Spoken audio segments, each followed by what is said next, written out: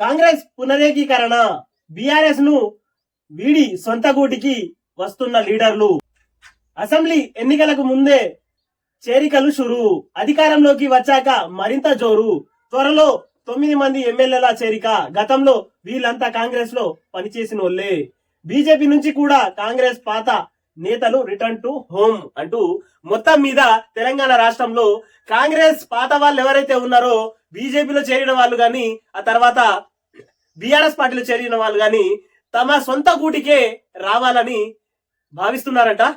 దాంతో పాటు ఎక్కువ శాతం మంది మా సొంత గూటికి మేము వెళ్తున్నాము అన్నట్టు వాళ్ళు సంతోషం వ్యక్తం చేస్తున్నట్టు వార్తలు.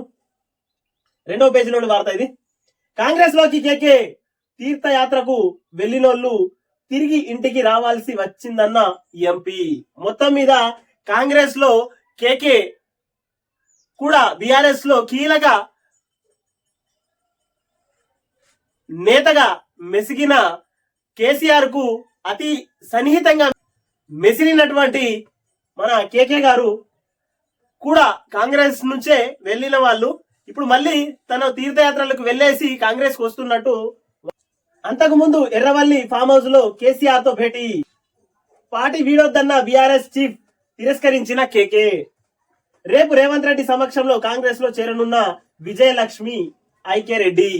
మొత్తం మీద కేకే మళ్ళా కేసీఆర్ కు సున్నం పెట్టేసి మళ్ళీ తన సొంత గుటికి రావాలని యత్నిస్తున్నాడు.